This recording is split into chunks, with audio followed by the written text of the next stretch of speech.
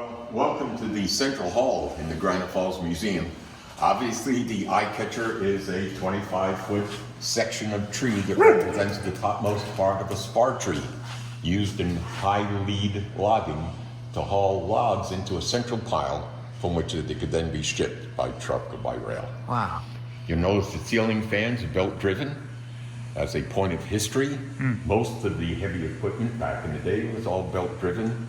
And in fact, we have a shingle cutting machine you see in the far corner, built in 1916 in the south part of Everett, in a factory that's still there today, acting as the machine shop. When we put the museum together, we approached them and asked if there was any possibility that we could get part of the original mill that built that machine. So up here above on the left, you see a short section of line with big pulleys on it. The belts that ran on those pulleys drove the machines that built that shingle cutting machine in 1916. Wow. As a small town, Granite Falls actually supported 2 full-time blacksmith shops for a period of time, the last one of which only closed in the 1950s. We have lots of equipment, manually operated as well as gasoline-powered hit-and-miss engines. One of our prides and joy is this 5-gallon ice cream maker. We got it to get, but frankly, it's too much work to crank a 5-gallon ice cream maker for an hour. So we make ice cream, powering that ice cream maker with that 1915 Hercules hit-and-miss engine. There are famous names in this town, one of which is Chapel. People have heard of Chapel Bridge or Chapel Road. Dr. Chapel was our original doctor. He also ran a drugstore. He was partners in a shingle mill. He was a published poet. He was a real Renaissance man, particularly proud of never having learned how to drive a car. This horse buggy here is the exact make and model that Dr. Chapel drove for his entire career until the mid-20s. Wow. It was manufactured by a company in Canada. It's the same Canadian company that manufactured Buicks automobiles in Canada. Industry obviously kept the area alive. There was a mining industry that was very short-lived. There was a railroading industry that was very long-lived, because once the mines quit, the rails were in the woods, hauling wood out of the woods. And there was a very healthy shingle cutting industry after that remained, and wood industry, now truck-based rather than railroad-based. We have a lot of odd items in here from throughout the city. That brown rectangular device is the original city safe. We actually were given that by the city some years ago. As we were rolling it out from City Hall, the policeman from across the street said, "Do you need help?" So we had a policeman helping us roll that down to Main Street and City Hall. I said, boy, next time we should take a cash machine if we're going to have the police actually help us.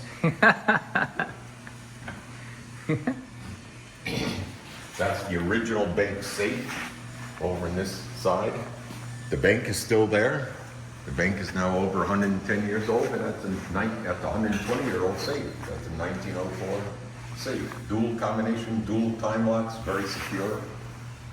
Right above it is an aerial car used to carry ore from the mills down the side of the mountain. It was completely gravity powered.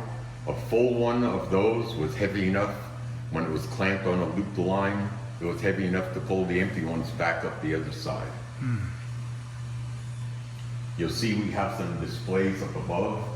There are military uniforms, there's some paintings, and a lot of pictures on the second story that allow you to look down and see how these various logging equipment was rigged with aerial cables and pulleys.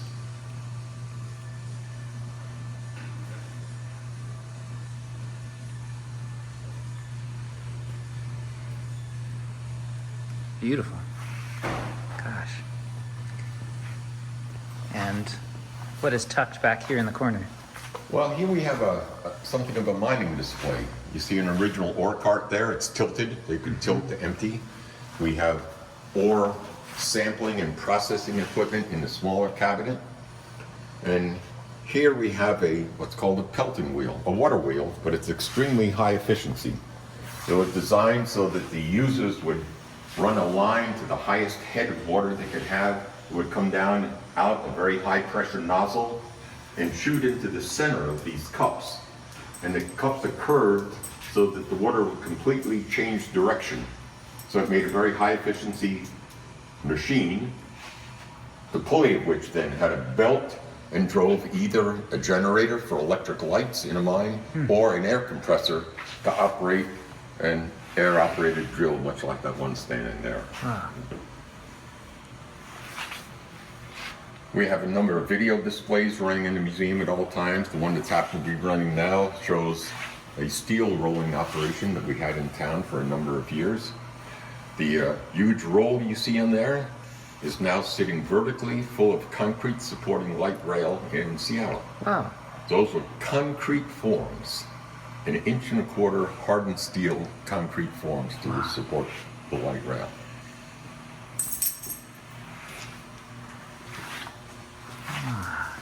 Of course, the railroad came through town, but the train ran only once a day, on a good day, so lots of people used the rail. We had any number of vehicles, Model T Fords included, modified with railroad wheels to take advantage of the tracks.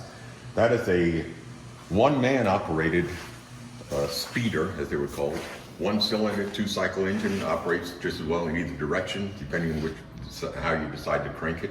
It has handles that extend from it that allow one guy to take it on and off the track. So they could run out and do track inspections, etc.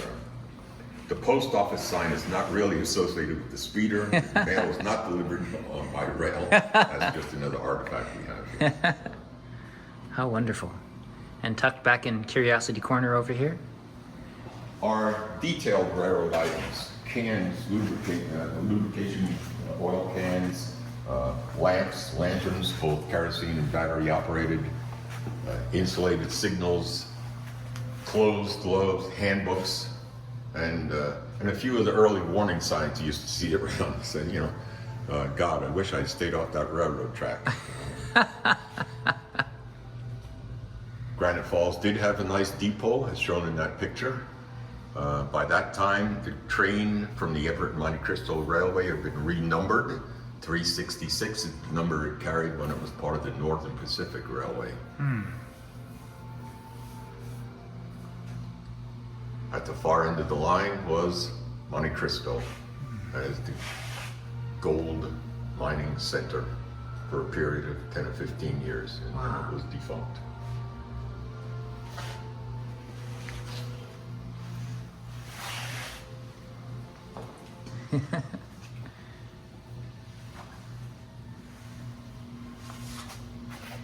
And this is the Shingle maker? shingle cutting machine.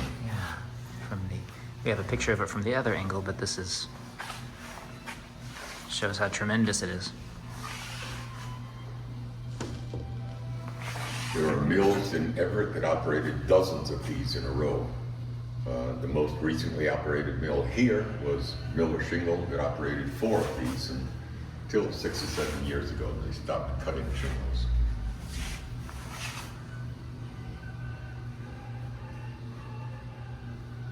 The shingle cutting machine itself was always on the 2nd story.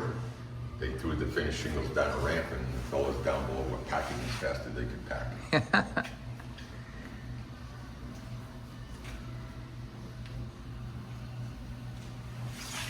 How wonderful. Gosh.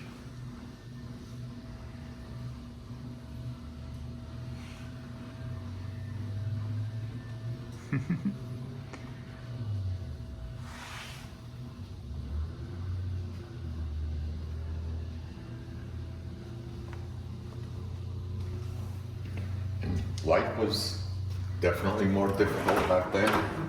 We have a number of pictures here.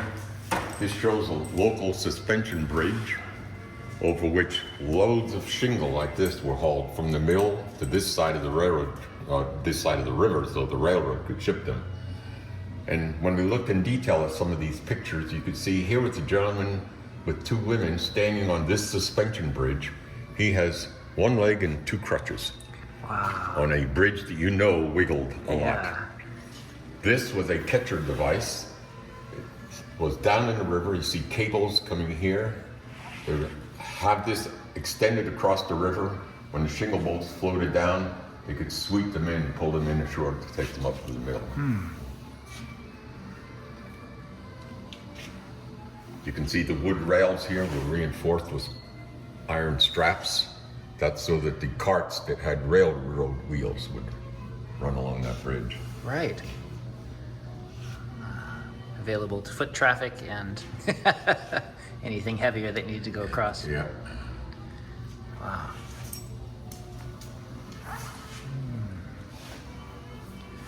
How beautiful. And you were talking about the telegraph machine that... Yeah, we actually have a training machine. It's motion activated. I think the tape may have run out. Oh, it's got a little space left on it.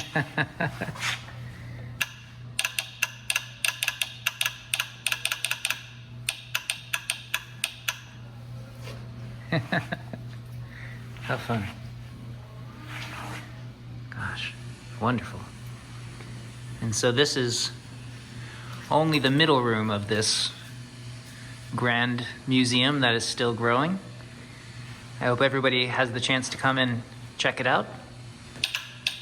Appreciate all of the work we've done to keep track of our roots. And I should point out that the structure up in the corner is not an outhouse. That's what I had thought it was. It actually is the smokehouse from a homestead outside of town here, on with the 5th generation of this same family still lives. Wow. When we got it, as you can imagine, it was totally black inside and Yeah. it still smelled like smoke. Wow.